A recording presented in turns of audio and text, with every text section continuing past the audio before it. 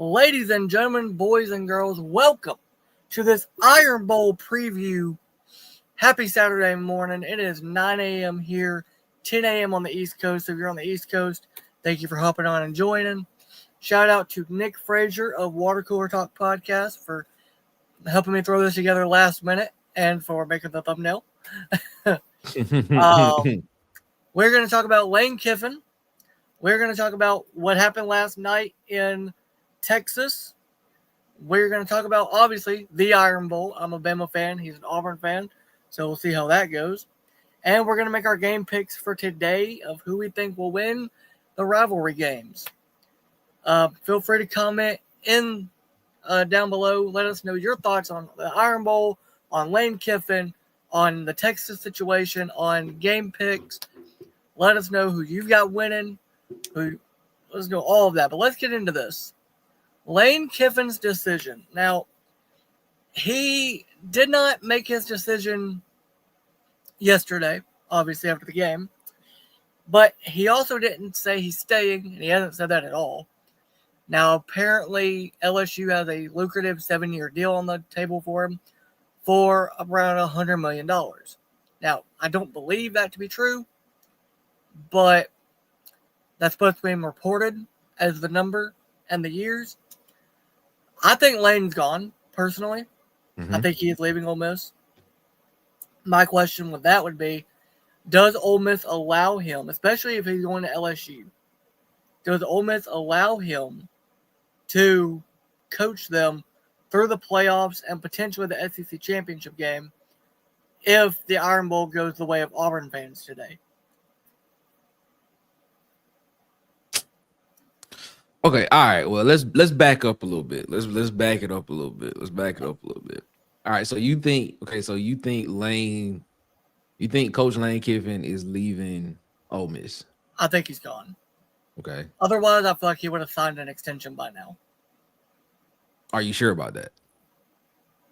I mean, it hasn't been reported that he signed one, and like Drinkwitz signed one at Missouri. No, I'm not talking about the fact that he signed an extension. I'm talking about, are you sure he would have done it by now? Or do you think that Lane Kiffin wants the attention? You know what? You put it that way. Given it's Lane, this could be a situation where he holds a press conference and signs the extension at the press conference today. That's my question. It probably, like, to your point, it probably could have already been done.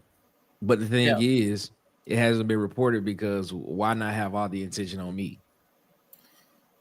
And honestly, and now that I think about it, they'll probably run the press conference right before halftime of Ohio State and Michigan, so that the halftime shows are all about Lane's decision and less about the actual game that's happening. So it was reported this morning when we talked about Lane. It was reported this morning that shout out to Marty and McGee. It was reported that he does his normal thing every weekend when he's in Oxford. He does the yoga thing. He does that. It's reported he's going to talk with Nick Saban and he was going to talk with Pete Carroll and they make his decision. That's what was reported. So to that effect, I'll say this. I think there's a 50-50 chance that Lane Kiffin stays at Ole Miss, in my personal opinion. I think that's a 50-50 chance. There's always a 50-50 chance. That's the most, I guess that's the answer that you give when you just trying to be like, you know, straightforward and stuff like that, you know, because there's always a 50-50 chance with anything. But I think it's more, I'll put it like this. I think it's more likely that we possibly see him make a decision that he doesn't look at it from the perspective of how does it affect me, but how does it affect other people? Yeah. So I think that we potentially could see him stay at Ole Miss this time around. Good morning, Herb. Roll Tide. What's up, Herb? How you feeling, man? Shout out to Teresa in the chat. What's up, Teresa? Shout out to Susan. Shout out to the Huggy Beard, the legend of Sweet Sugar Bow Williams. People too, but hey, shout out Title Towel as well. Man, we don't care about that. We don't care about that little ugly towel, man. Get your Title Towel for tonight's Iron Bowl. We don't care about that little ugly towel. Y'all inside Jordan Hare Stadium tonight. We don't care about that little ugly towel. Okay. You say that. We don't. Boy, you gonna be scared, boy. Scared of who? Hey, Ty Simpson. Man, chill out. The Tiesman. Chill out. Ain't nobody scared of Ty Simpson. All we gotta do is put some pressure on Ty Simpson, and guess what? He gonna throw an interception like he did against Texas, and he gonna fumble. Chill out, man. We on Lane Kiffin. We're gonna get to the Iron Bowl later. We on Lane Kiffin. No, but I do. I think Lane. Here's the thing with Lane is last time that he was up for the Auburn job, and everybody thought he was leaving, going to Auburn.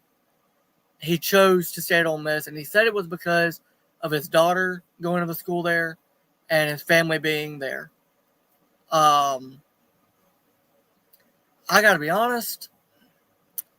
I think this time it's going to be less about what his family thinks and more about does he believe he can win a championship at Ole Miss? He's been there for 6 years. Now, he's built a great foundation there. Mm-hmm. But last year's team was probably the most talented team he had at Ole Miss with Jackson Dart and all that talent. And then the question on if Chambliss can even come back next year, if he's going to have another year of eligibility or not. Mm-hmm. Mm-hmm. Does Lane want to stay at Ole Miss, or does he want to go somewhere where he knows the talent pool and the recruitment pool is deeper at LSU? Because Lane can recruit, but recruiting somebody to go to LSU and recruiting somebody to go to Ole Miss is two different situations. How though? Because let's have this conversation. Okay. And I'm gonna use your school. I'm gonna use the school you cheer for as a backdrop and as a standard at this particular point. Let's look at this, right? So Alabama won national championship in 1992, right? That was Gene Stallings' year. From 92 until literally 2006, when y'all hired Nick Saban. Mm-hmm. Y'all did go to a couple of SEC championship games. But would you say that was a relevant period of Alabama football? Yes or no? Okay, well, I was born in 2003, so I know. Okay, I'll tell you. I didn't live through those years. I get you. I tell you, the back half of the 90s for Alabama probably was, you could consider them to be coming off of that. It's still relevancy. I know it was bad. It was bad. There was a number of coaches that Alabama went through during that time period that would make you be like, is this this place where I want to go to further my college career and potentially have a path to get to the next level, which would be the NFL. Now, you end up getting the greatest football coach in college football history to come in. Mm-hmm. He sets a standard, he sets the foundation, and that changes everything. Yeah, now everybody wants the boar fire. Is Lane Kiffin not doing that same thing at Ole Miss? If Lane Kiffin, if they make the playoffs, right? Let alone if Auburn beats Alabama today and Ole Miss goes to the SEC championship game for the first time in school history.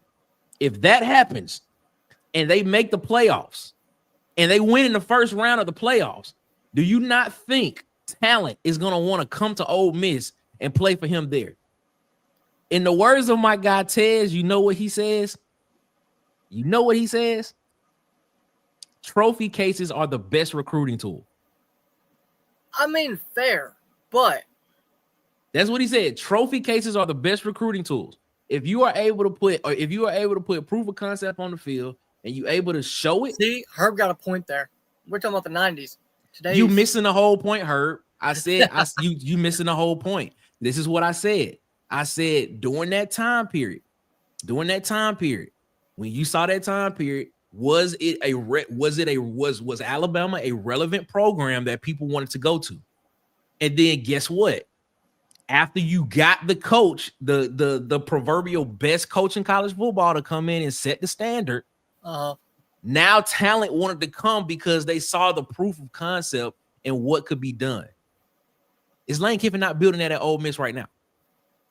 Has he not shown the proof of concept? The only thing he's missing is actually a playoff appearance and actually making it to the championship game. But here's the thing, though. In that 6-year span that he's been at Ole Miss, LSU's won a national championship. Yeah, because they had a generational quarterback and 2 generational wide receivers. Yeah, but they won it with Ed Orgeron. You don't think Lane can get the same talent to follow him? Yeah, but I get what you I understand what you're saying though, but if you have it at where you are right now, if you are on the cusp of doing that at Ole Miss, why would it be different for somebody not want to go to that would not want to go to Oxford? Have you been to Baton Rouge before? No. It's not like it's not that different. The only difference is the brand of LSU, just them 3 letters. That's the only difference. Okay, you want to go back in the past. Let's look at this. Because before Saban got to Alabama, he was at LSU. He won a national championship, right? Correct. You're right. He did. Then it was Les Miles, won a national championship. Then it was Ed Ogeron, won a natty. Hugh Freeze is the one dude that couldn't do it. But all those guys won one national championship at LSU. If Lane goes and wins 2 of them, he now becomes the greatest coach at LSU for football. But if he wins 1 at Ole Miss, he gets a statue. He's a legend. No, I get what you're saying, but I feel like Lane is leaving because I think also you look at the path, right? In order for Ole Miss to get to the SEC championship game, Alabama has to lose today. A nightmare has to happen tonight for Bama fans. For y'all. Which will not be happening. Okay. But at LSU, I don't think it would be that same situation. LSU's been to the SEC championship game. LSU has been competitive. This was a bad year for LSU. The other years that Brian Kelly was there, they weren't great, but they were okay. And there's still a ton of talent. Plus, and I think people are not talking about this enough, his daughter is dating one of the players at LSU. That is a good point. That's a great point. Come on. I mean, that's a great point. In my opinion, if he's going to make his decision based on what his daughter wants him to do, you don't think she's going to want to go and run to LSU to be with Witt? That is a great point there. That's a great point, Nick. And you want to know why it's a great point? Because that was the angle that was used with him not taking Alabama. I mean, with him not taking the Auburn job. His daughter. Yes, exactly. That is a great point. You make a great point right there. Now, listen, do I want him to go to LSU? No. I don't want to see Lane Kiffin across the sideline against Alabama. Absolutely not. I don't want to see Kirby across the sideline against Alabama because they learned the Alabama system from Nick Saban. And I think both of them are better coaches than what we've got at Alabama right now. I'm gonna say this right now. If somehow Bama loses tonight, which I do think I don't think it will happen. I think it can happen. I think we can lose that game. I don't think it will. I think we can. Okay. If we lose tonight, Kalen DeBoer better be at Penn State tomorrow morning. Man, y'all just, bro. That's bro. Not because I want him to leave. Not because I want him to leave. Oh my God. I think he'll have a better chance at winning and not getting fired at Penn State. He can win and not be fired at Penn State. You know if what? He doesn't win in Alabama, he's going to get fired next year. You know what? I said this on my show, Water Cooler Talk Sports. I've been saying this for literally probably like the past week and a half.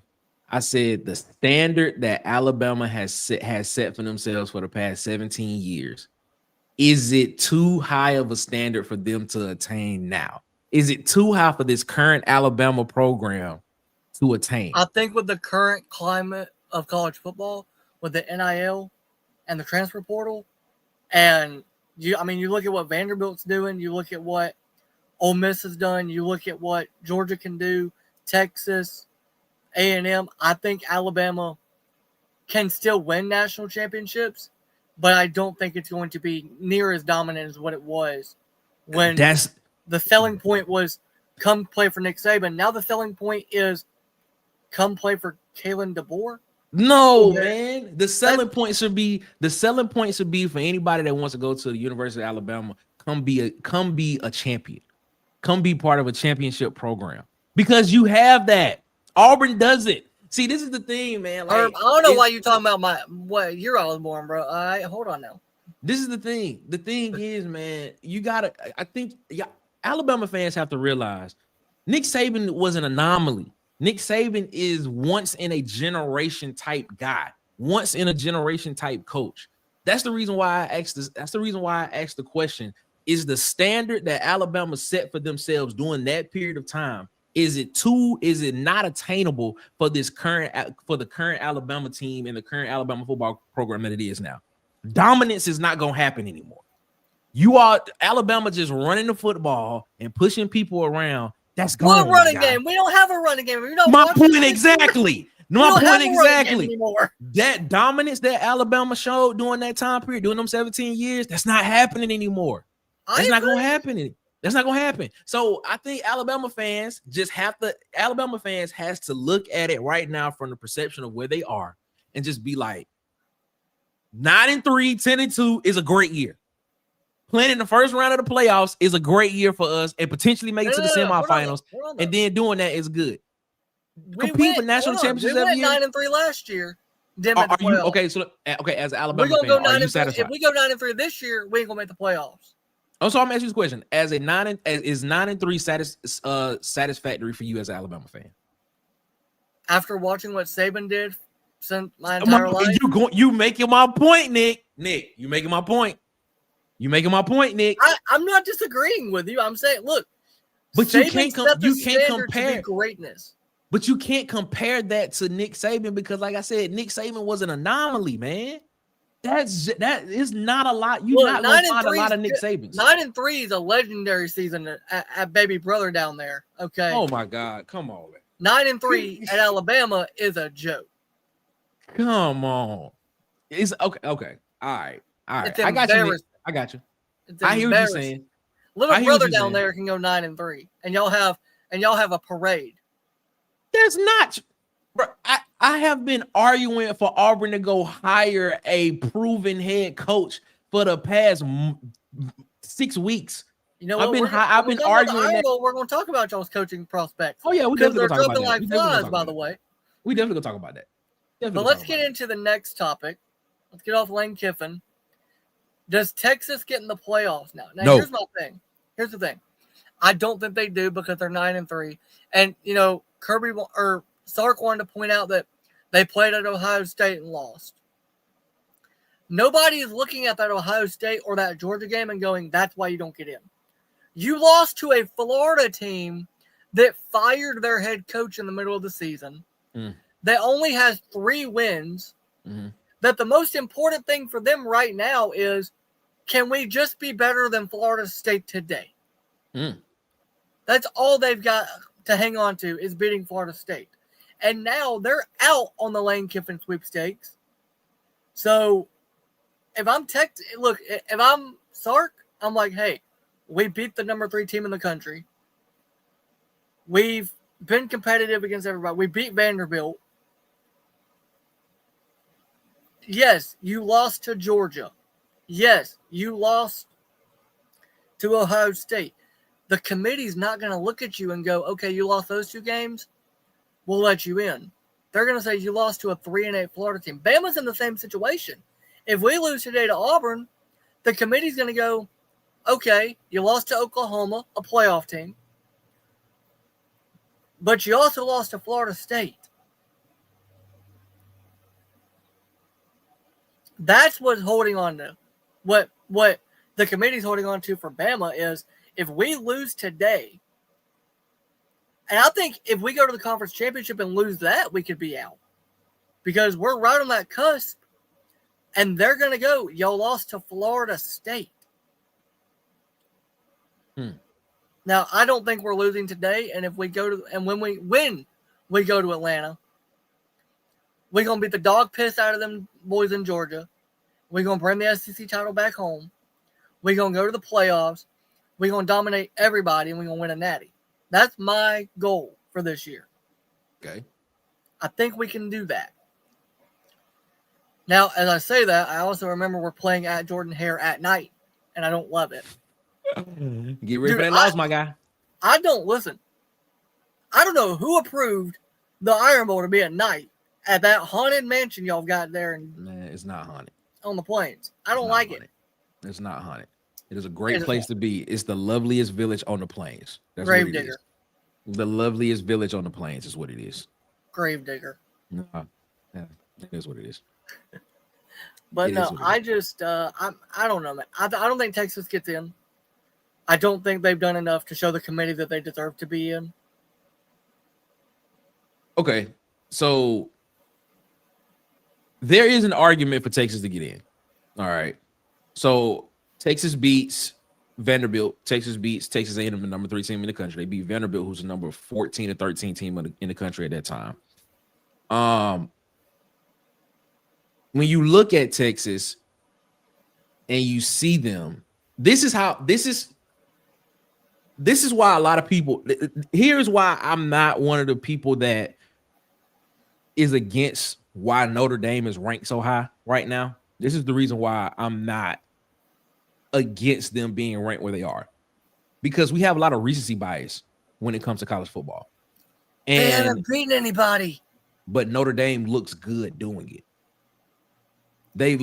When they get out there on the field and do it, and even when you look at the 2 losses that they had at the beginning of the season against Miami and Texas A&M, they lost by 1 point. Now, mind it, they lost by 1 point against Texas A&M at home, but on the road at Miami, they lost only by like 3. But so that Miami loss looks worse now. Does it? I think Miami's so. sitting at number 11 right now, and yeah, with an outside chance to get into the ACC championship game. Yeah, way outside. They got to have a lot of things happen. Hey, otherwise, they got to hope that they're an at-large bid. Hey, Ole Miss had to have a lot of things happen, and guess what? If one thing happens tonight, they in the SEC championship. It ain't gonna happen. Okay, all right. Don't say that. Don't say that. All I'm saying is after the game, bragging boy. All I'm saying is, yes, you saw what, and I'm using Notre Dame as an example. The reason why I would not put Texas in the playoff is because of the way they looked in these games. Case in point, Vanderbilt, they come out against Vanderbilt in a home game. They get up by what? 20 plus points, 21 points going into the fourth quarter, something like that, or midway through the third quarter, going into the fourth quarter. Diego Pavia and Vanderbilt comes back and makes it a 3-point game. They come back, kick an onside kick, and if it wasn't for an onside kick that's fumbled and recovered out of bounds, Ole Miss is going to drive that ball into either field goal range and kick a game time field goal, or they're going to score. You look at a game like Mississippi State. Now, granted, Mississippi State was up 24 points. By the way, credit to you. You were high on State this year. I remember that. I was high on Mississippi State. You were 1 game off from your predicted record. I was 1 game away. You look at games like that. You look at the way that they played in these games. They have not looked good in these games. And I can actually make the same argument for Georgia. Georgia has not looked good in their wins. You look at Auburn. Auburn was up 10-0. Auburn should have won that game. A fumble on the goal line changed the game in that game. Now, Auburn still had time in that game to make it a game and win. Auburn ain't got no offense, bro. Well, they didn't at that time, but it's a different story now. Derek Nick, shout out to Derek Nick, should be the OC. But then you look at a Tennessee team. A missed field goal, that game goes into overtime, and Georgia comes back and wins. I'm sitting here looking at it, man, and I'm sitting here saying, man, when we look at how these teams look against the competition and how they look, that's what the committee looks at as well, too. That's the reason why Notre Dame is so high, because Notre Dame out here beating folks 70 to whatever the score is, 70-7. And they out here beating teams that just look like that same Syracuse team Notre Dame beat 70-7 was, if I'm not mistaken, had a 10-point loss against Tennessee. 10 or 11-point loss against Tennessee. They also beat Clemson at Clemson. Exactly. Look, here's the thing. As an Alabama fan, I would like for us to be higher than Notre Dame, because when you look at the gauntlet we ran through, Georgia, Vandy, Missouri, South Carolina, Tennessee, LSU, like we went through a gauntlet this year. So I would like to see us higher than what we are, but I get it. We lost to Oklahoma at home, and the offense looked like crap against Oklahoma. No, the offense didn't. Nick, our offense looked bad against Oklahoma. Nick, your offense. Listen, bro. Your offense did enough to win the game against Oklahoma. You know what cost y'all that game? A missed field goal by Connor Talty. Don't mention that. Listen to me, okay? That name cannot be mentioned today. Oh, okay. It's about to be mentioned, because trust me, he gonna miss like 3 of them. Hey, today. No, we can't. We have to score touchdowns today. We cannot allow him to have to kick a field goal. It's got to be extra points. You know what? I'm so mad at Alabama. You know what? I'm not even mad at Alabama. I'm mad at South Carolina. Because if South Carolina would have made him kick that field goal at South Carolina, y'all would not have a chance at the SEC championship game right now. They let that man score, bro. Hold on. I know exactly who Herb's talking about here. I'll tell you in private, but I know exactly why he commented that. What you mean? Oh, saying whoever your guest is. Oh, I didn't see it on the screen. My bad. Yeah. I know why he commented that. I'll tell you in private. Okay, cool. But no, I think Texas has an argument, except for they looked bad against Georgia. They did. And I mean, yeah, they looked good yesterday for a quarter and some change. Yeah, like the last the last quarter of the third quarter and the fourth quarter, they look good. Like let's not forget it was a circus catch by Ryan Wingo. Shout out to Ryan Wingo for making that catch because he's been dropping some of the most routine balls all season. But if it wasn't for a circus catch in the back of the end zone by Ryan Wingo to go up 13-10, it was still a 10-6 game, and Texas A&M was in control of that game, winning. I don't know. That loss right there at Texas A&M at Texas is still kind of baffling to me. I think that was just literally a momentum win for Texas. I don't think Texas A&M should be punished for that loss because I think momentum just carried Texas to that win, and you can see how, and you can see from the way that they celebrated after the game. Yeah, I think the fact that here's the thing: when it comes to rivalry games, I'm a firm believer the records of the teams do not matter. It's 0-0. Agree. I thought Texas would win yesterday. I picked them to win. I took Texas to win outright. I didn't see a world where A&M won the game strictly because of what happened with South Carolina. I thought if Texas offense gets up on them like South Carolina did, Texas has the defense to hold A&M. And I was right. As soon as they got the lead, they never gave it back up. Their defense held A&M to 17 points. So I didn't think that Texas would lose the game. Something told me Texas was not losing the game, and something told me that Arch was gonna play really well yesterday, and he did. He played well yesterday. I think it's the best he's looked all season. And something tells me tonight Ty's gonna throw 5 tutties. No, he's not. And we're gonna run it. And we're gonna run 5 tutties. Running with who? With who? Jam Miller's gonna find it tonight. Stop. Not against Auburn front seven. You not? No, you're not against Auburn's front seven. You ain't. That's a lie. Gonna be on y'all's offense anyway. We gonna have 4 interceptions. Who gonna have 4 interceptions? Bama. Stop it. Boy, we gonna smoke y'all. Stop it. Y'all Stop be it. begging for mercy. This man smoking that stuff. He's smoking that skag. Shout out to Coach Biggers. Man, boss man, you smoking that skag, boy. Nah, man. After that first quarter, y'all gonna be begging to leave. Nah, bro. Nah. Like I said, Alabama fans living in that fantasy land that Nick Saban built. I'm telling you, man. Come on. Let's come on, bro. Come on. All right, let's get into this. So I'm interested to hear your opinion on this. Okay. How far will A&M fall? I don't think they fall that far. I think they're still a top 10. I think they're still a top 10 team. No, I think they're in the playoffs for sure.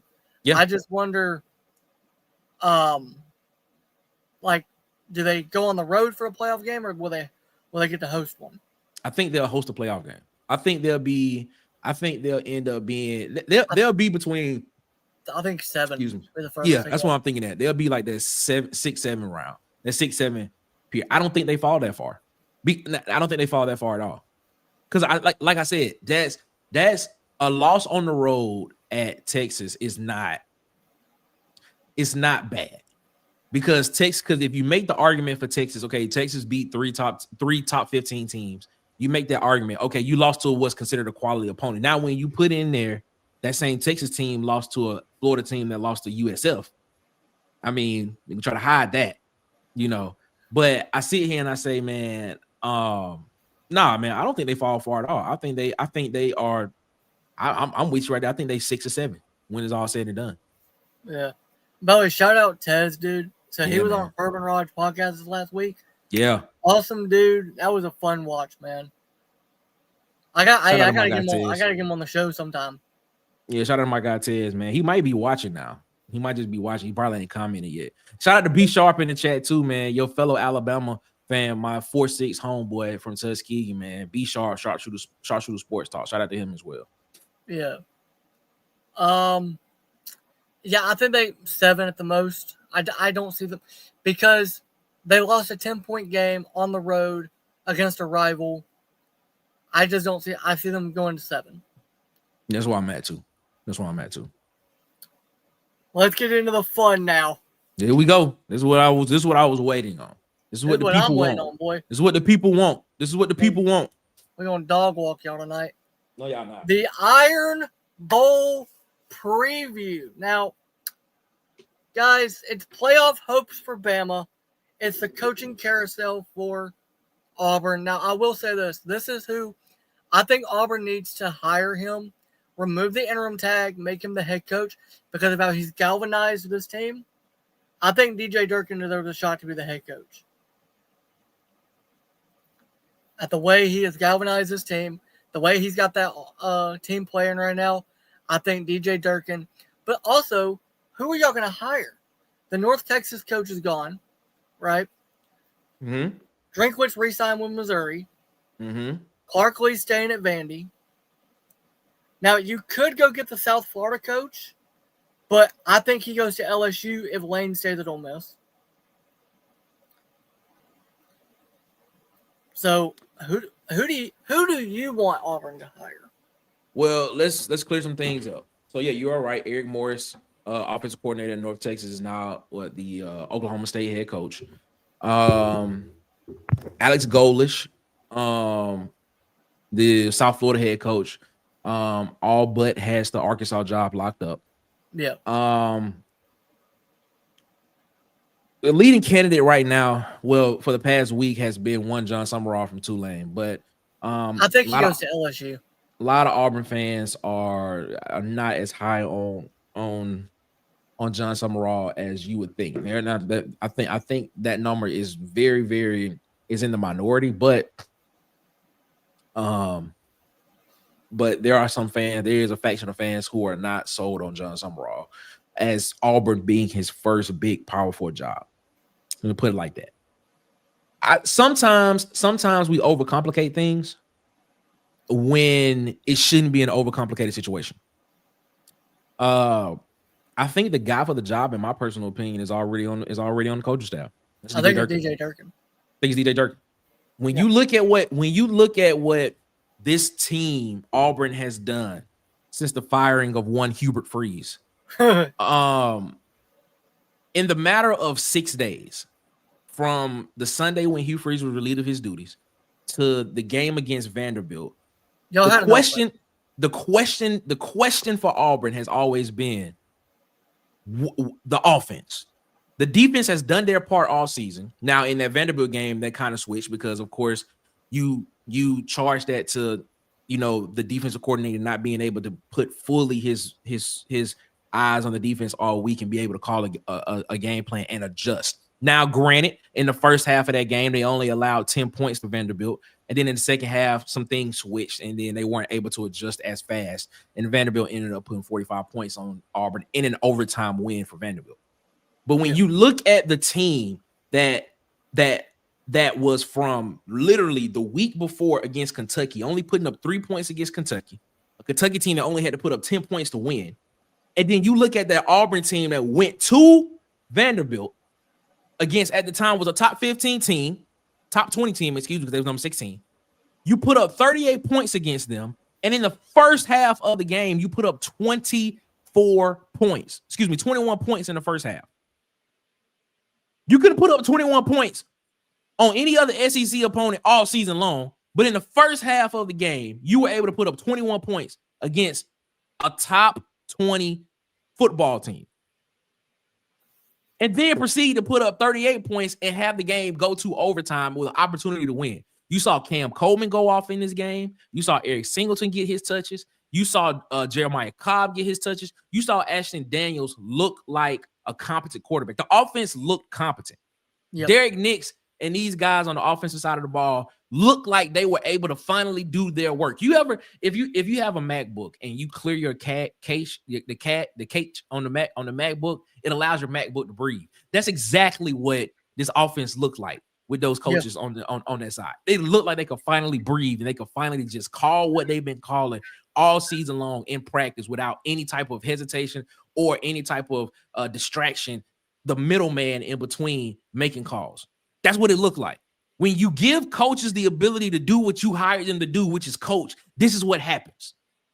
You see in 2 games, an offense averaged 50 points a game, put up 100 points. You see a defense that, yes, the defense had some problems against Vanderbilt in the second half, but then you see that same defense come back against Mercer, who has a really good offense, by the way, and has a quarterback that I think is going to be an NFL, that could be an NFL quarterback. He's just a freshman. Have that type of game come in and only allow them 17 points. I sit here and I look at it. I say, man. Listen. Sometimes you overcomplicate things. Sometimes you get in love with name recognition. Shout out to Tez for that. That's another Tez drop. Sometimes you get in love with name recognition. Sometimes the correct answer is already in front of you but then you end up losing it because you're trying to chase something better. You're trying to chase the greener grass on the other side. Sometimes the grass ain't always green on the other side. And sometimes you have that guy. And sometimes you have that guy right in front of you. I'm Auburn. I'm John Cohen. I agree with you. I'm making DJ Durkin the permanent head coach. Remove the interim tag. Make him the permanent head coach. And let's keep this thing rocking and rolling. And unpopular opinion to some people, I'm keeping Derek Nix as the offensive coordinator. Yes. See, here's the thing. I agree with you. I think the current people you've got there, DJ Durkin, Derek Nix, those have got to be the guys going forward because also y'all have a young freshman quarterback.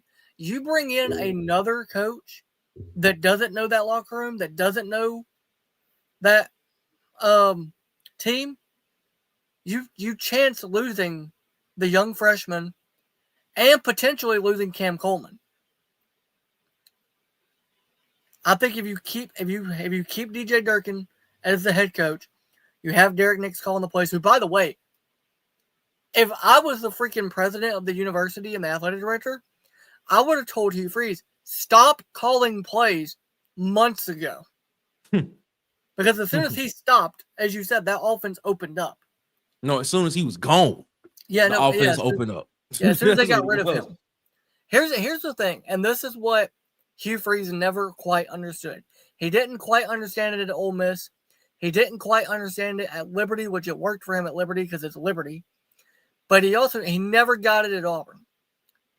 In this conference, you have to be a CEO type head coach that just manages everything and lets the guys in place that you hired them to do a job, let them do their job. He never understood that. He wanted to be the reason the offense did something. He wanted to get the credit for the offense. Look at Sark in Texas. Yes, Sark is calling plays, but he also relies on the people on his staff to say, hey, do you think this will work? Do you think this will work? Look at Kirby at Georgia. Kirby helps with the defense, but he also manages the entire team. Mm-hmm. Lane at Ole Miss. Lane's not even calling the plays. It's his offense that he's put in, but he hired somebody to call plays while he manages everything about the team. And especially now with NIL and the transfer portal, you have to be a coach that is willing to give up play calling to go out there and recruit people. Because you're recruiting not only high school players to come to your school, you're not only recruiting transfer portal kids to come, you've got to keep your locker room from leaving. Yeah. That's something Hugh Freeze has never understood. And credit to Kalen DeBoer.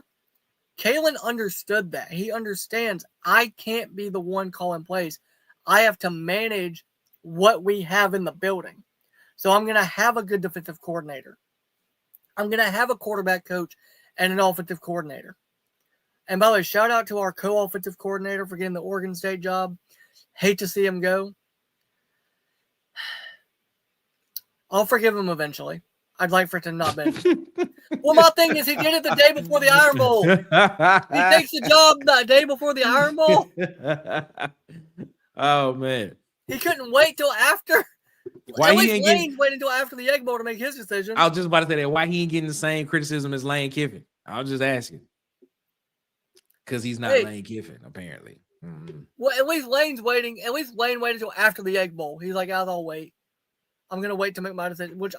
Now that we've talked about it, though, I think he is staying. Otherwise, he would have tweeted something last night, I feel like.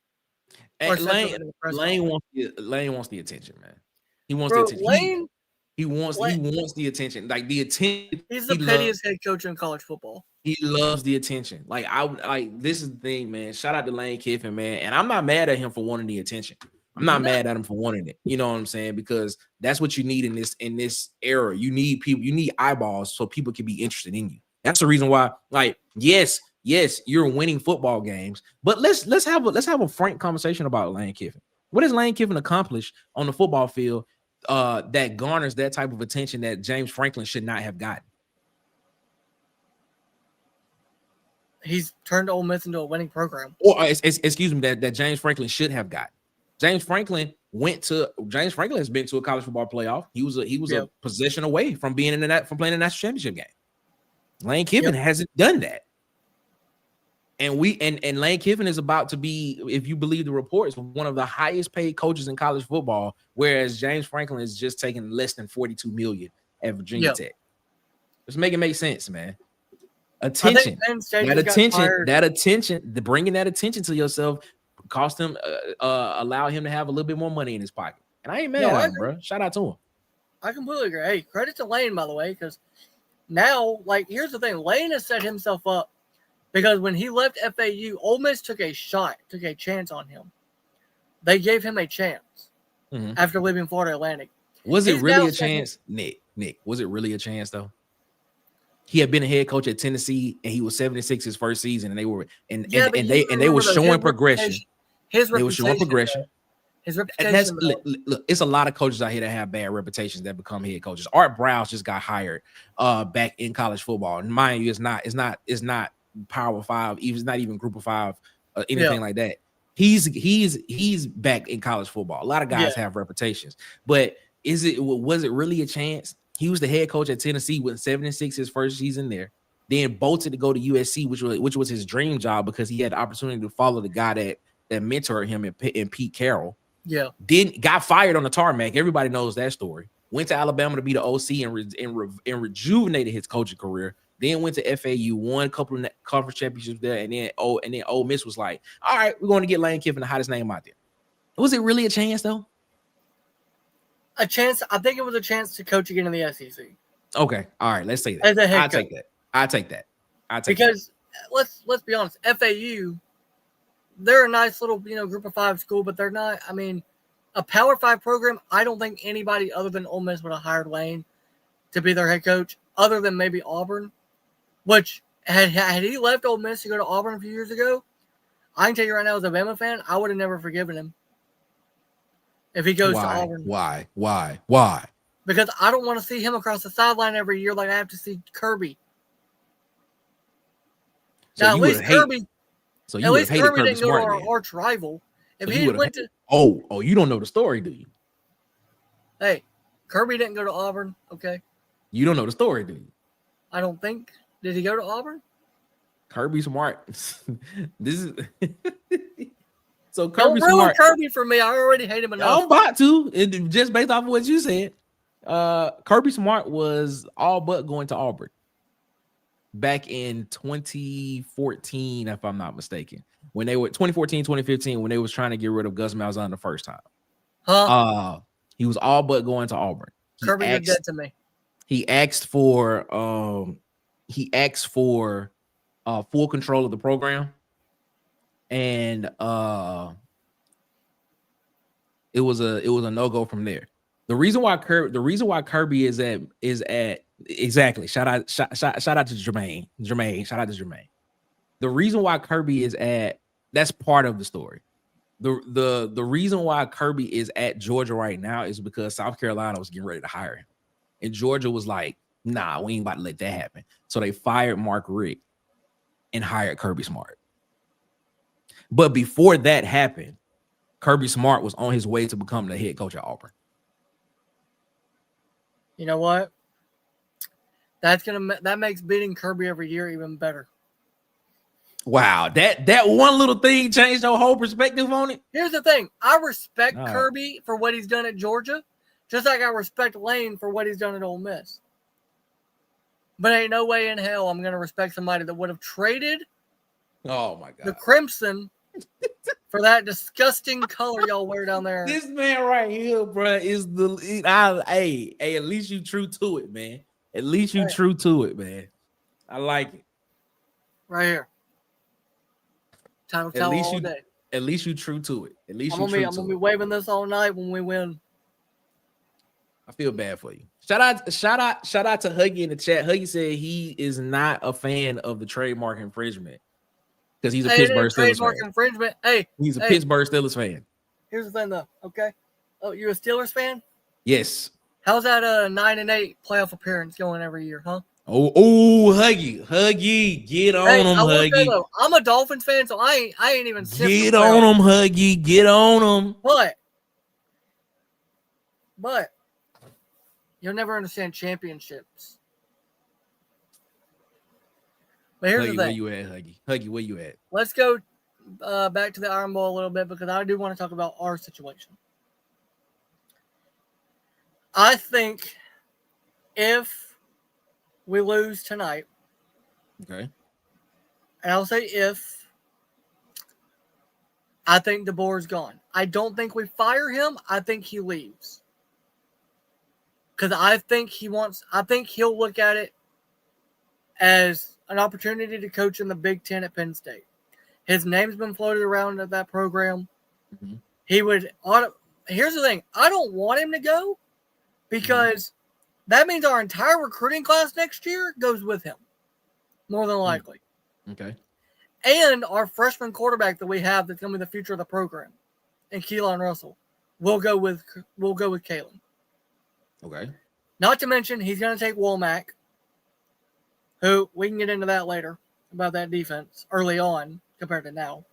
Which, by the way, the defense has saved us in games this year. Let's just call it what it is. That defense has saved us in games. I'll give y'all that.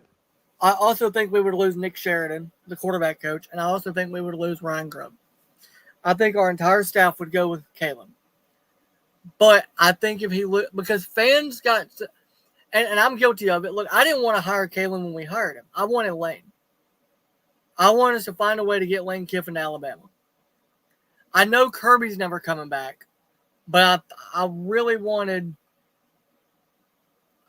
us to hope that Lane would come back. But according to reports, the boosters and the program didn't want Lane. Why, I don't know. He understood the program.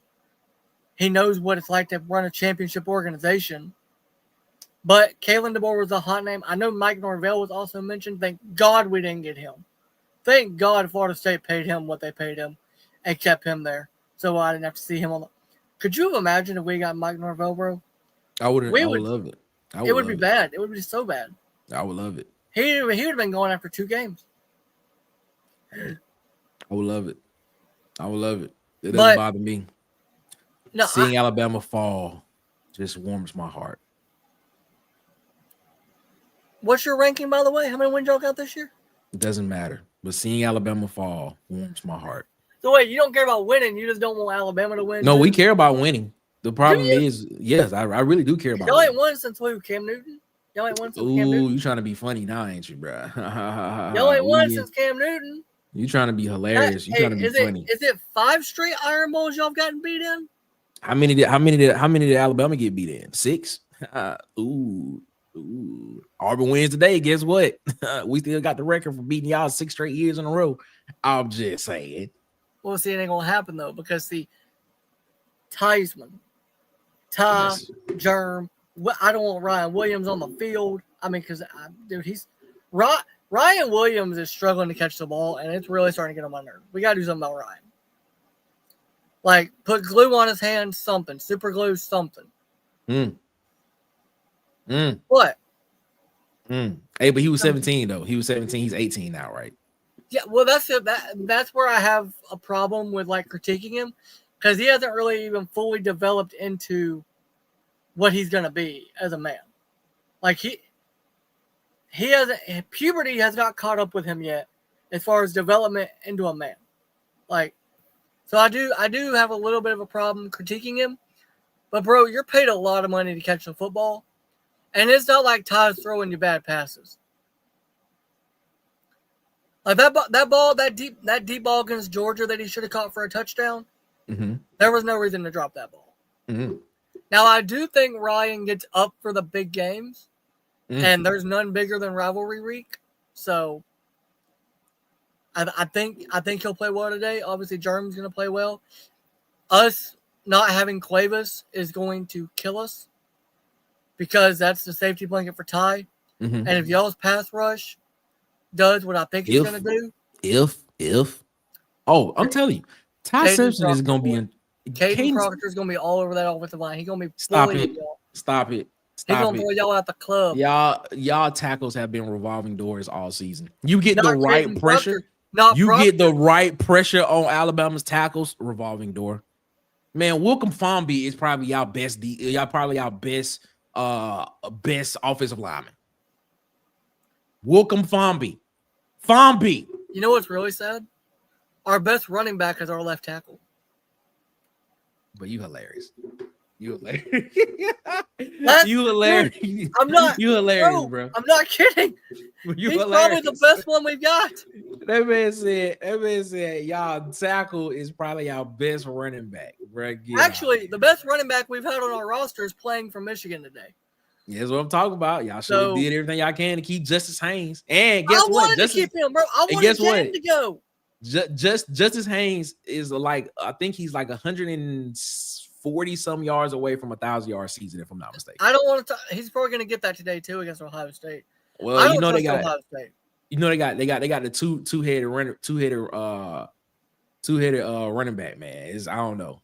It was supposed to be a joke, Jermaine. That's why I said it. Welcome Farmby. That's the reason why I said that. It's a joke. But it is what it is. We got problems. But our defense. Who y'all starting at quarterback today, by the way? I don't even know. Ashton Daniels. No, it's Ashton Daniels, sir. I want it to be Jackson Arnold. Well, that's not gonna happen. But y'all paid Jackson so much money to. We did. Auburn did pay him. That was the previous guy. He ain't there no more. The previous guy went in and scouted him. He not there no more. And I want to say this. I don't think a lot of this. And listen to this. Jackson Arnold has had the worst luck for any college quarterback in college football history. I feel the bad. Guy that recruited him out of hye school left and went to be the head coach at Mississippi State.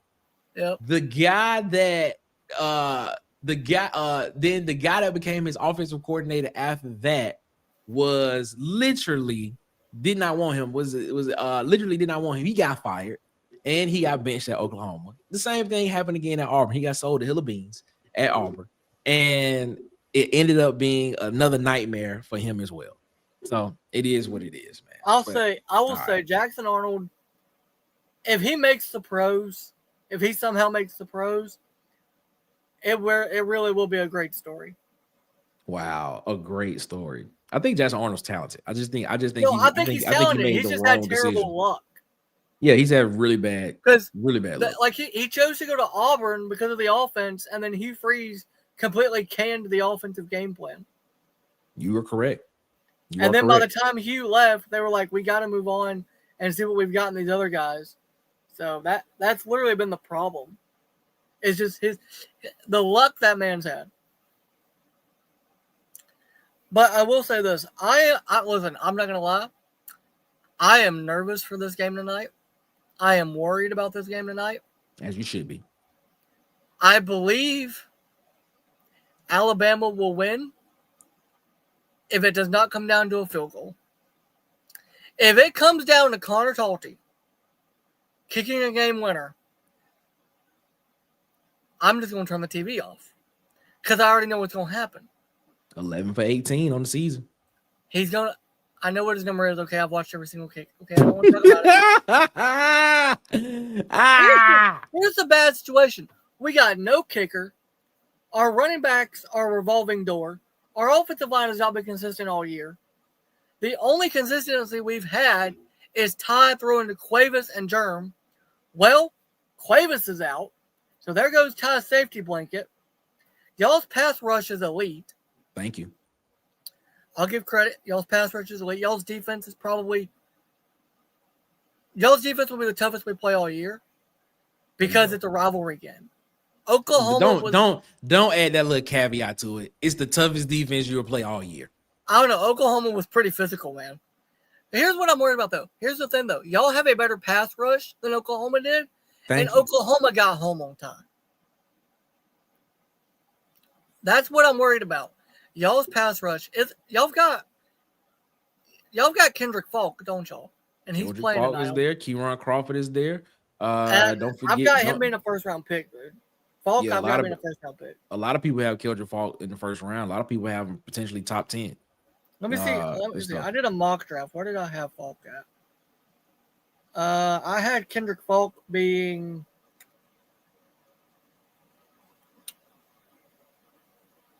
number 20 to the Buccaneers. I think there's some positions that are more needed. I think he could potentially go a little bit higher. It really depends on it really depends on how he performs in the draft. If he comes in the combine, if he comes into the combine and has a great combine, he'll move up to top 15. If you have him at 20, I think if he has a great combine and his combine score looks good, yeah, the measurables are there. I'm gonna do another mock draft after rivalry week because that's when I'll get to see everybody and really their potential. Mm-hmm. So if Falk has a good game tonight, I could have him going top 10 tomorrow in the mock draft for all I know. What's a good game for Falk? In your opinion, what's a good game for Falk? I think if he gets 2 sacks on Ty. So no QB hurries, no pressures, nothing like that matters. No tackles for loss. I'll say this: if he forces Ty to turn the ball over, okay, and it's because of his pass rush, okay, and it's more than once, which could happen, I think I'll probably have him going top 15. Caden Proctor's what, left tackle? He's the left tackle, right? Yes. Okay, that's okay. If you saying that's what I'm saying. If you're saying Proctor's our best lineman. You saying Caden Proctor's the best lineman? Yes. The best. The best tackle we've got is Caden. Best tackle. Okay, so he's not the best. Who's the best lineman? Probably our center at this point. I mean, I don't even know. So Brailsford. Brailsford is our best lineman. We've had such a revolving door. I don't even know who's left to judge. Okay. All right. You realize we've not had the same consistent offensive line at all this year? The only offensive lineman we've had consistently play in every game has been Caden Proctor. That's it. And our center. We've had the same center and the same tackle for all year. And I think Warmby's been consistent. I don't even know, bro. That's how bad we are. So if that's the case, then that means Brailsford's gonna have to go up against Dallas Walker IV, Malik Blockton, Quintrell Jameson Travis, and Jordan Crawford. That's 4 guys. I'm not looking forward to it, but yes, I want to see how good he is. You saying he's the best lineman, but the matchup that everybody's gonna be looking at is Kendrick Falk versus Caden Proctor. Because those are the 2 guys that a lot of people saying are NFL guys. That's the matchup. Well, I had Proctor in my mock draft as well, and I think I've got him going pretty high. Where did I have Caden go? I've got Caden going 11 to the Rams. Okay. I think the Rams go draft an offensive lineman. Okay. But I don't think the talent divide is that big between Proctor and Falk. I think that's going to be the matchup of the night for our offense against y'all's defense is can Proctor by himself contain Falk? No, he can't. I think he has to, because we got no running back that can do anything in pass protection. That's the reason why I said that he can't. Because that's the reason why I said that. Our best pass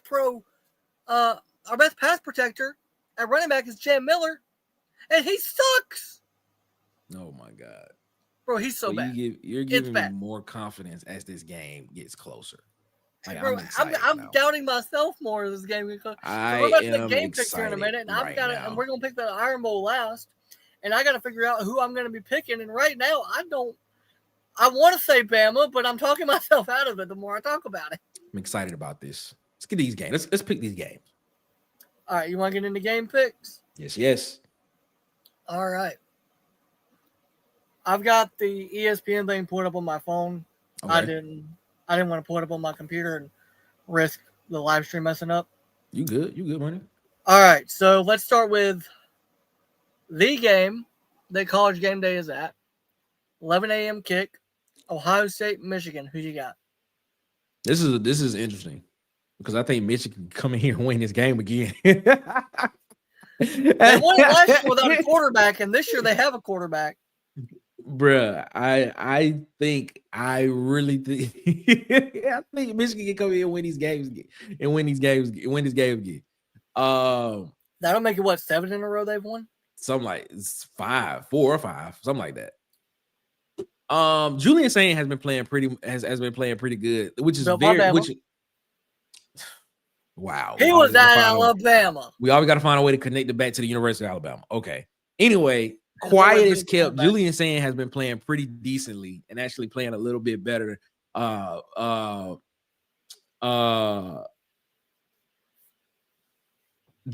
last half of the season. There's not been a lot of talk about Julian Saint. This game is at Michigan. Ryan Day got his national championship last year. But people still want him fired if he can't beat Michigan. Yeah. I'm gonna go out on a limb, man. I'm gonna say Michigan win this game, man. You got a score prediction? I don't know about a score prediction. I got a score prediction for the Iron Bowl, but I don't know about this game. Oh, I got a score prediction for both. Okay, all right. So I don't have a score prediction for the game, but I think Michigan can win this game.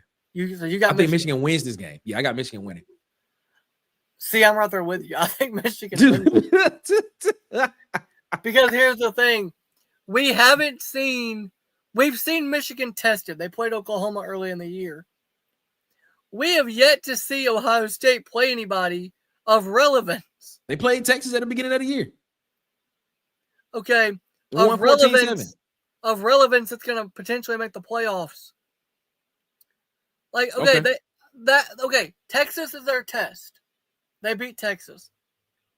But that was before Arch Manning really got a hang of how to be a starting quarterback. Arch Manning still ain't got a hang of how to be a starting quarterback. I want to see the DNA test. I want him to prove that he's a Manning. I don't believe that man's got Manning blood in him. I think he was adopted. What? Okay, let's not get into that. He can run. His uncles can't run. Stop it. His grandfather was a dual threat. Well, in this time of age, he would be considered a dual threat. Archie was good. Why do you think his name is Arch? I know why Archie was a dual threat. Hey, he can throw and run. All I'm saying is his uncles would have made the playoffs. Okay. All right. You can't deny that. All right. I think Michigan wins it, and I've got a score prediction. Okay. I think they win it 21-3. I don't think Ohio State scores. What? I think Ohio State gets a field goal. That's disrespectful. Because here's the thing, though. Michigan can run the ball, and they'll control the clock. That's disrespectful to Ohio State. Okay. Come on. That was a joke score. That was just all right. I was about to say, come on. My real score, 28-27. I think. Okay, so a 1-point game. Yeah, I think it comes down to like a last minute. Sayan's got to have a touchdown drive, and they don't get it. Okay. All right, let's get to this next game. We're not going to pick all the games, obviously, but let's get to the ones that can mean something for playoffs. Pitt and Miami. That's a good one. The ACC mess. This is a good one. Cade Bill, offense coordinator for Pitt. Miami trying to win because they still need a lot of stuff to happen for them to get into the ACC championship game. Including they have to win. Yeah, and Pitt just beat down Georgia Tech last week. Yeah, and then Georgia Tech comes out and plays a hell of a game against Georgia. They just couldn't put a touchdown on the board. Yeah, one touchdown in that game. Man, one touchdown in that game is the difference. That tells you a lot. One touchdown in that game was the difference. I watched that entire game. Yeah. Wow, that was basically an even football game all the way around. But one mistake was the difference in Georgia winning that game. Man, that's wild. Pitt, Miami. Man, Pitt looked good against Georgia Tech. They did. Keep in mind, Miami is 6.5-point favorites. Yeah. But it's at Pitt, and it's gonna be cold as everything. Oh, it's at Pitt? Yeah. Oh, give me Pitt. And it's gonna be cold. Give me Pitt. Okay. Give me Pitt to win that game. Give me Pitt to get 2 back-to-back wins on the season. This would be their second loss of the season for Pitt? Second or what? No, not second. Pitt's lost 3 games. So they lost 3. So they lost to Notre Dame, remember? They got blown out. That's right. Yeah, they got blew off the field by Notre Dame. I remember they were trying to hype that game up, man. I turned away from the game. They hyped it up until the head coach goes, we could lose by 100. It don't matter. Bro, I turned away from the game. And literally, I turned away from the game for literally like 7 minutes. And I turned back to the game. It was 14-0 already. I said, what the hell happened? I was like, this is wild. But, hey, it is what it is. Yeah, give me Pitt to win that game. All right, you got a score prediction for that? Nah, I didn't think of scores. I just think of who will win. The only one I got a score prediction for is the one we're going to pick at the end. That's it. All right. I got to be honest. I think Miami wins it. Okay. Because they have to. Because, I don't see a way that they get into the playoff as an at-large. I agree with you. I think they have to win. And I know a lot of stuff has to happen for them to get the conference title. But they got to handle their business regardless of what else happens. That part. They've got to beat Pitt, and they've got to look almost as good as Notre Dame did beating Pitt. I don't know if that's going to happen. Because they have the win over Notre Dame. I don't think it's gonna happen because, I don't think Miami's as good as Notre Dame is right now, even though they beat Notre Dame at the beginning of the season. Yeah, I think Notre Dame. I think if Notre Dame and Miami played again right now, I think Notre Dame would beat them by 10 points. Yeah. All right, let's do another SEC game. Well, 2:30 on ABC right before the Iron Bowl. We've got LSU against Choklahoma. Wow. I've been calling Oklahoma Choklahoma all year. Who you got, LSU or Oklahoma? It's at Oklahoma. Yeah, I got Oklahoma winning that game easily. Yeah. I got Oklahoma winning that game easily. I think Oklahoma has the better offense. I think Oklahoma's offense would give them more than what LSU's offense will give them. So, I think LSU's just lost their reason to fight. They're just waiting on Lane's decision at this point. Man, LSU's offense has been bad all season. I mean, I agree. The Florida game. LSU's defense turned over Florida's offense 5 times and only put up 20 points on the board. They only won a game by 10 points. It's not a good offense. No, I agree. Not a good offense. And again, I think LSU's at a point where the team and the school is like they're just waiting on Lane to make his decision.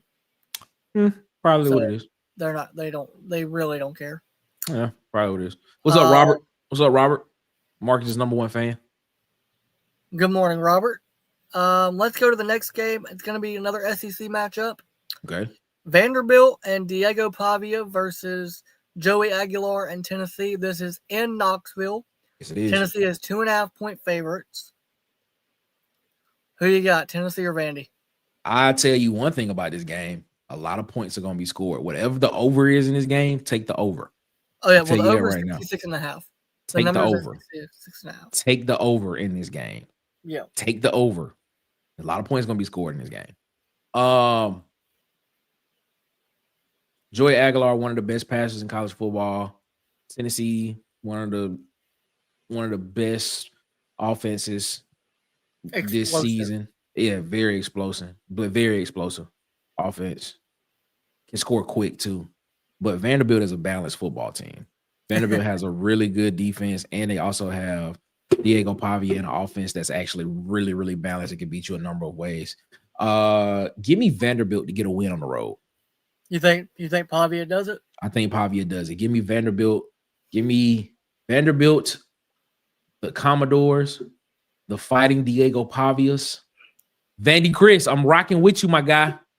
Vandy Chris, Vanderbilt gets a win on the road. Okay.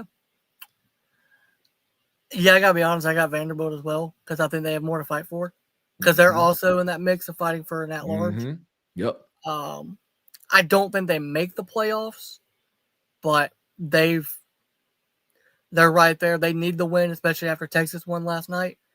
And I think Pavia. Okay, so you don't think they make the playoffs? Alabama loses tonight. You don't think Vanderbilt slides into that spot? I think it depends on how the Miami game goes today. Okay, fair point. Fair point. I think everything rides on the Miami game and the Bama game today. I mean, teams need to handle their business, but I think those two games will determine who gets in. Fair point. Fair point. But okay, well, here's the thing. Like, would you put Texas in over Vanderbilt? Because Texas beat Vanderbilt, but Texas is also a 3-loss team, and Vanderbilt is a 2-loss team. I would probably take Texas. Oh my God. Come on.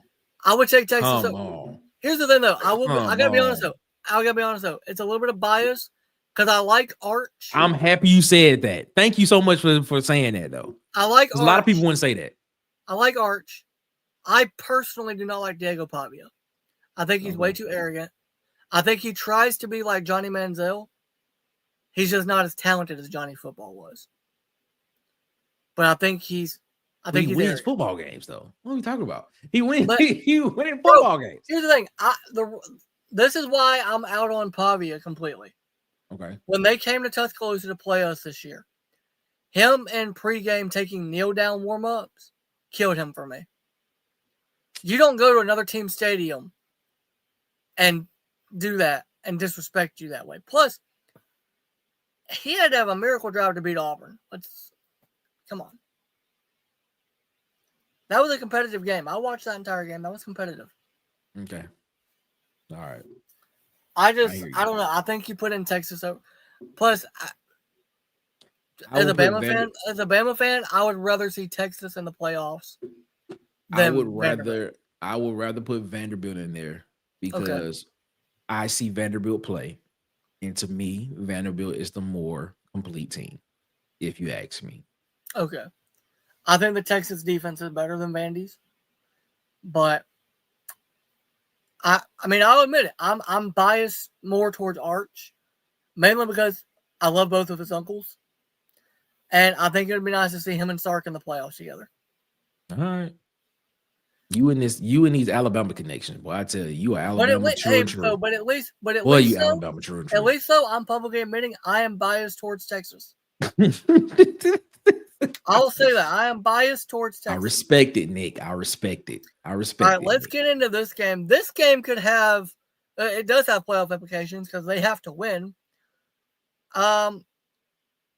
It's Tulane and Charlotte. Do you think Tulane wins this game? I think easily. Yeah. Charlotte's what, like 2-8, 2-9, 1-10. Yeah, something like that. Yeah, man. I had to ask just because Tulane is right now the 12th seed, but yeah. And they should not be. That should be James Madison at that 12th. No, I agree. I think if Tulane somehow blows it and loses this game, James Madison's in the playoffs. Mm-hmm. All right, let's get into the game. The Iron Bowl. I know.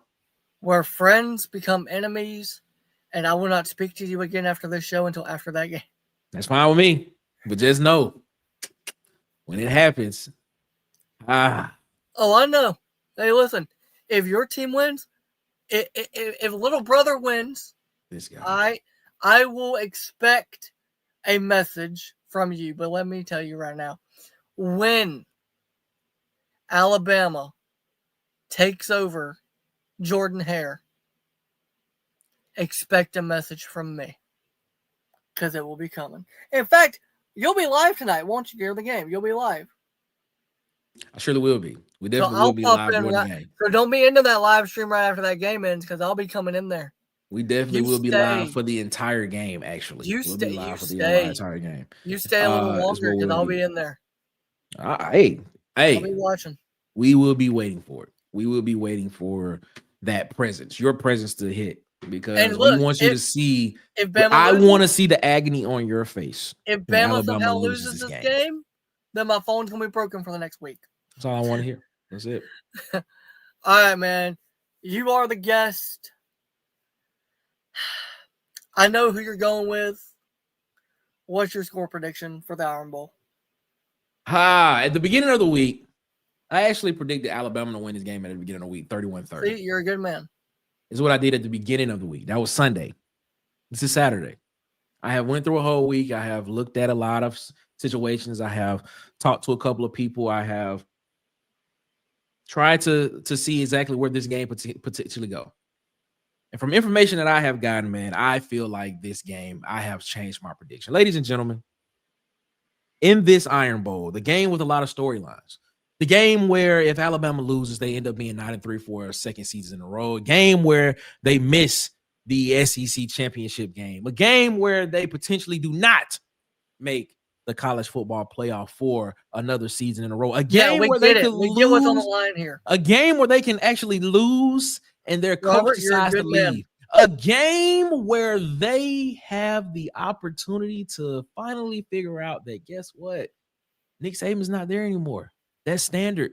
We're aware that Saban's not there. That standard is a little bit hard to attain. A game, Joel Klatt. A Joel Klatt. I got smoke for you for days, Joel Klatt. A game that you said is not in the same hemisphere as the Michigan Ohio State game, but it's better. Agree. That's a whole other conversation. But, ladies and gentlemen, man, get that off the screen. Get that off the screen. I didn't fully see what was said until after I clicked on it. Yeah, get that off the screen. In fact, ladies and gentlemen, hold on. The Auburn. Nah, you good. You good. I got it. I was gonna remove the comment. Do you know who it is or? No, I don't know who it is. He just comes in and like in all our shows, he comes in and spams the comments. Oh, he's on. Okay, he's on your thing. You'll have to remove him. Yeah. He comes in and spams comments all the time. Yeah, ladies and gentlemen, this Iron Bowl, my bad, chat. In this Iron Bowl, ladies and gentlemen, the Auburn Tigers will become victorious and will walk out of here and will become bowl eligible with a win against Alabama, 34-30. War Eagle, baby. Let's go. You think it comes down 34-35? Why would it be 34-35? Is that what you just isn't that what you just said? I said 34-30. Okay. Auburn. So War Eagle, baby. Tim the Tool Man Taylor. What's up, my guy? How you feeling? What up, Tim?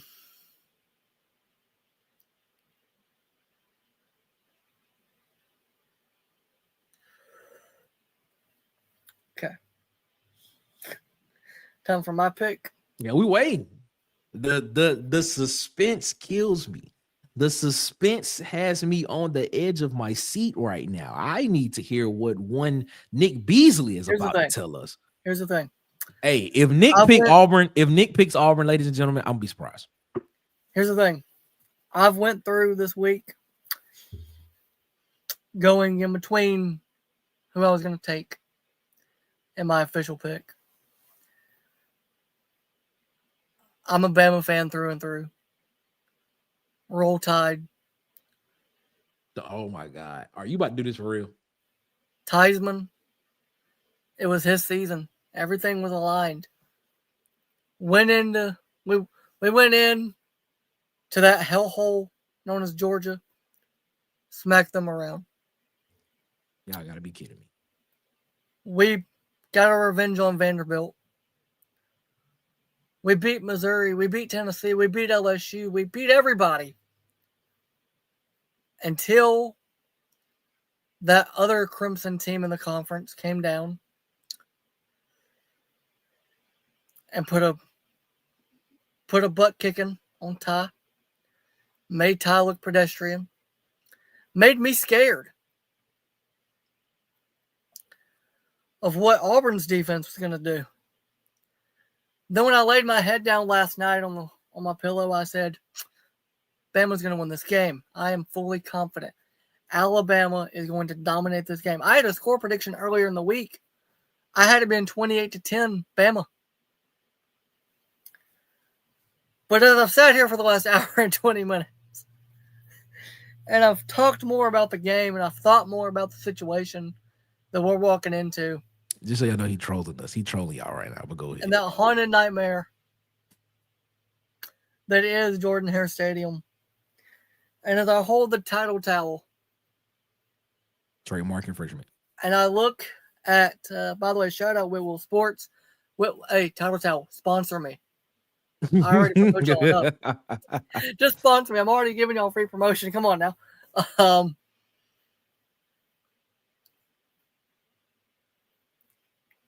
God help me.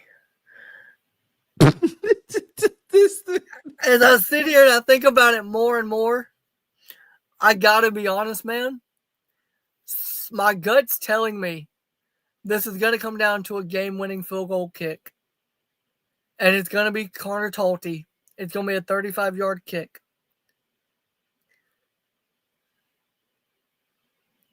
I think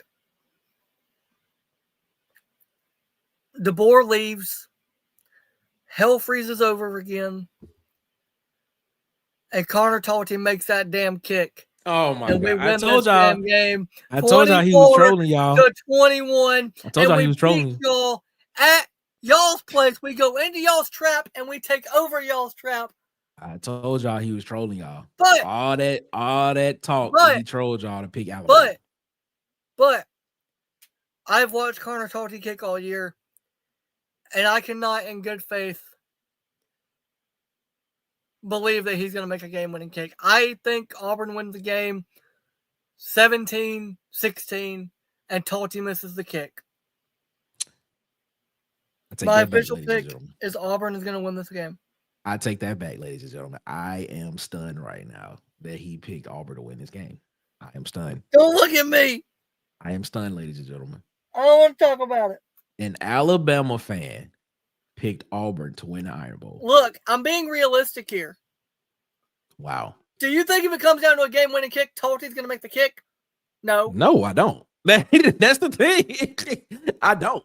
I can't. Listen, no faith in y'all kicker. I'm an Alabama fan. I love Alabama. I'm a Bama fan. But I'm also a content creator, and I also watch sports. And we do the same line of work here.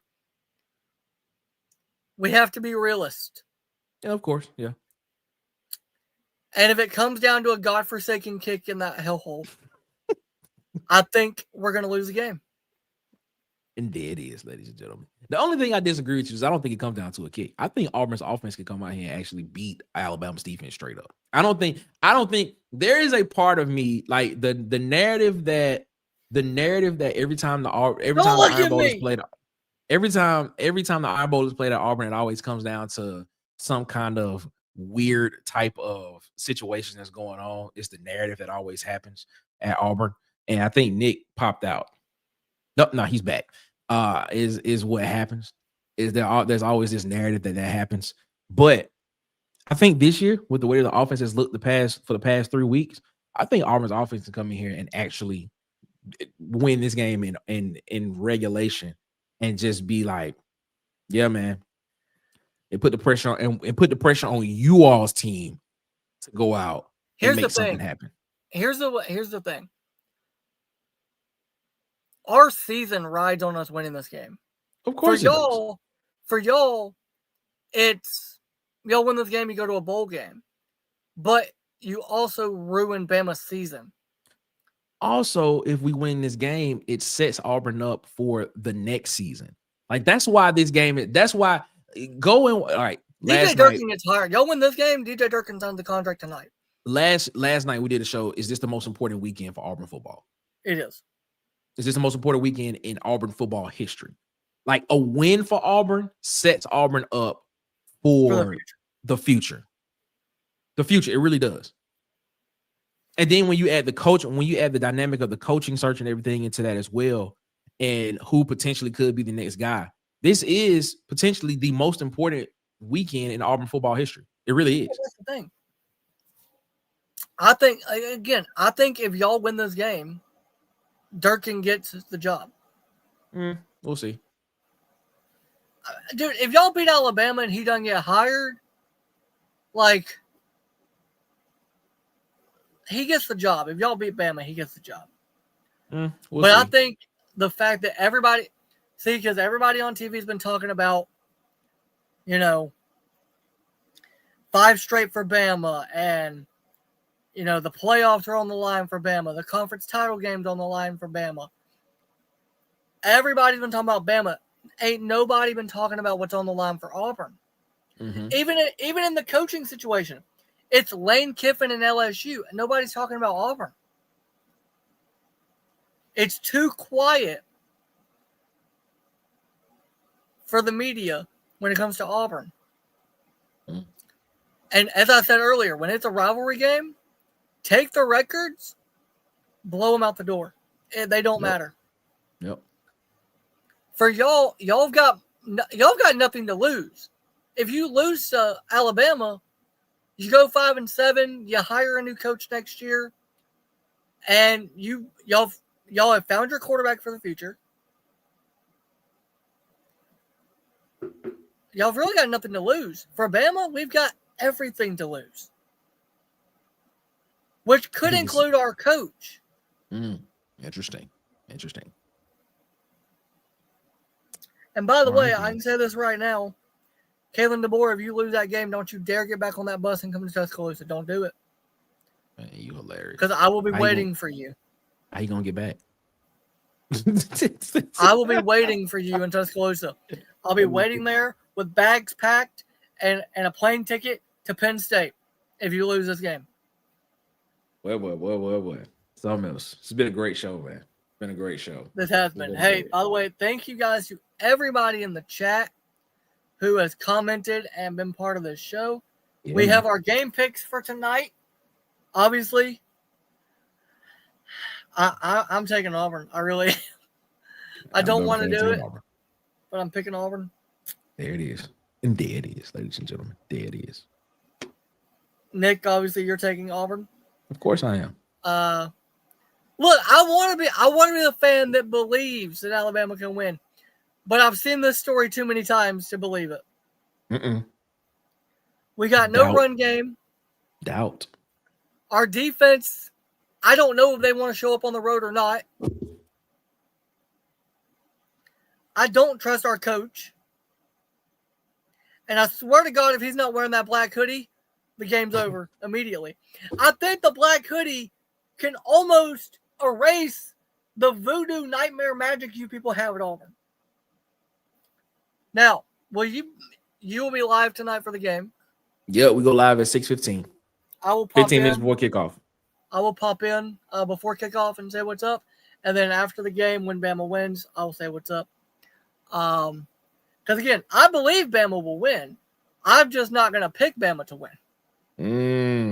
Because I'll say something else. Every time I've picked Alabama to win this year, every time I've officially picked Bama to win, I picked him to win against Florida State. That didn't go well. I picked him to win against Oklahoma. That didn't go well. All the other games, I picked against them publicly. And it worked out. My heart's with the Tide, but my brain says the Tigers. But again, guys, if you're a Bama fan, go to Title Towel, go to whitwillsports.com and get you one of these. Have it for our national championship run. They're very quick at getting them to us, and they're also very cheap as well. Not expensive at all. Nick, I'll personally send you one. You just send me your address, and I'll send you one. We'll not be doing such a thing, but I appreciate the offer, though. Thank you. Hey, man, I'm always trying. Nick, tell the people where they can watch you tonight. Water Cooler Talk Sports on YouTube. Make sure you go subscribe there on YouTube, Water Cooler Talk Sports. Follow us on Twitter as well, at CoolersPod23, and then my personal Twitter, at Nick Frazier 11. So please, yeah, man, go follow us there. We'll be live tonight. We'll be live streaming the Iron Bowl. We'll be going live 15 minutes before kickoff at 6:15.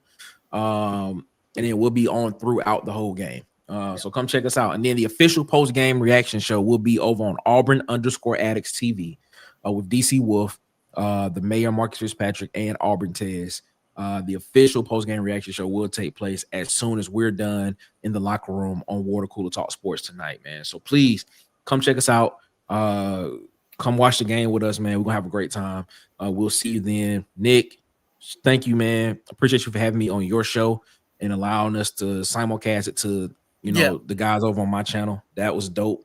So shout out to everybody that came into the chat and rocked with us. I know it's early and y'all came in and rocked out with us, man. So we appreciate that. But make sure y'all go over there and y'all subscribe to Nick's channel as well, the Nick Beasley Show on YouTube. Go subscribe to his channel as well, man. Great content. I met him at the Senior Bowl earlier this year, and we've been locked in ever since. So shout out to my guy, Nick. Yeah, hey, Nick, I appreciate you being on. Obviously, again, it was something I think I texted you on Tuesday. I was like, hey, can you do a show on Friday? Mm-hmm. Then I had something come up on Friday that then actually got canceled yesterday. I was like, well, we've already scheduled for tomorrow morning. We'll just do it tomorrow morning. Appreciate you guys popping in the chat, commenting, staying locked in with us. Because, again, like he said, it was early, a 9 a.m. show. Probably not something we both wanted, but it's what we had to do with the holiday weekend. Hope everybody had a happy Thanksgiving. Hope everybody has a good Iron Bowl Saturday, a good college football Saturday of watching Ohio State, Michigan, which I've got. I mean, Michigan's going to win this game. Here's the thing, though. If they win this game and then Ohio State wins the national championship again, are Ohio State's fans still going to be like, okay, but we still can't beat Michigan? Probably not, because they're national champions. Well, but they won the Natty last year, and the next day it was like, yeah, but can Ryan Day beat Michigan? Like, man, who cares? You're national champions, man. You won national champions. Bro, that's what Saban said. He was like, I would rather win the national title every year than beat Auburn every year. Although, to be fair, though, Saban did that almost every year. Wow, bro, you're hilarious. But Nick, again, I appreciate you doing this and simulcasting and making the thumbnail. Because you saved me a lot of stress and anxiety figuring out what the picture was going to be. So I appreciate you doing that. And doing the simulcast so we can have your chat and my chat coincide. I think we had one viewer from my channel, and that was Herb. And I think we had all the other ones from you. Shout out, by the way, to Herb and Raj. I'm sure they're going to be live tonight around the third quarter of the Iron Bowl. Depending on how it goes, we'll see how many times Herb changes clothes during the game. Because that's something Herb does, bro. When they watching the game, Herb's got like 40-something shirts and hats and stuff that he changes. If Bama's losing, he changes. If Bama's winning, he doesn't. It's crazy, bro. But hey, appreciate you being on. I'm looking forward to the post show tonight. I'll be coming out with a reaction video tomorrow because I'm also a wrestling fan and Survivor Series is tonight. Yes, so I'll be trying to watch both shows. Obviously, going to be locked in more to the Iron Bowl than I will be Survivor Series War Games. But I'll have reaction for both of those tomorrow. Official game picks where we were both on Michigan. We are both on Oklahoma. Mm-hmm. We're both on Auburn. Mm-hmm. And we're both on Vandy. Actually, no, I think I was on Vandy, I think. Yeah, you were. Yeah. But again, guys, love y'all for tapping in. Thank y'all for tapping in. We'll get to some of these comments that have popped up here real quick. Huggy, I wanted to like you, bro, but then you come in here and this is what I gotta show on my screen, bro. That's my guy Huggy, man. You can't talk bad about my guy Huggy. That's the Huggy Beard, the legend of the sweet Sugar Bear Williams. That's the Rooster Mac himself, the Huggy Beard. Shout out to Greg, man. Shout out to Greg. Well, guys, again, we appreciate you guys joining. Reaction show for me tomorrow. Depending on how the game goes, it may be early and it may be real late. I may need some time. I'll say this. If we play well and still lose, I'll be more okay than if we come and look like garbage and lose this game. But also, guys, I have a Patreon. You do not have to pay for it. I post most of the content on there for free. Trying to get followers and subscribers to it. I'll go ahead and tell you guys the Patreon. There is a pay option. It's only $1 a month if you want content like that, but I mostly post that stuff on there for free. Put that last comment up on the screen for me if you don't mind. What you got? That's my guy, aka Auburn Thaw, also known as Fired Freeze. That's what I'm talking about. Shout out to my guy. Give him hell, kick him in the butt, Big Blue. Hey, that's what I'm talking about. Body getter, baby. We're down, baby. Let's make it happen. All right, guys, we appreciate you guys being on. I'll just post the Patreon in the comment section after the stream because for some reason my thing didn't want to log in. Oh, there we go. Now it's logged in. It is Nick Beasley Wrestling on Patreon. Again, guys, if you want to help out the channel, it is $1 a month. If you don't, I post stuff on there for free anyway. Mainly articles that I wrote. I wrote one about Brian Kelly being fired. I'm going to write a review of the Iron Bowl after that. And, of course, when Lane makes his decision, which I was kind of hoping would happen during our stream today. That probably won't happen till later on tonight. Bro, that game, that didn't happen until after Michigan. But, possibly. Again, guys, appreciate you guys being on here. Nick, I appreciate you, obviously. Always, my guy. Have a good day, and War Eagle. Tide. Roll Tide. War Eagle. Roll Tide.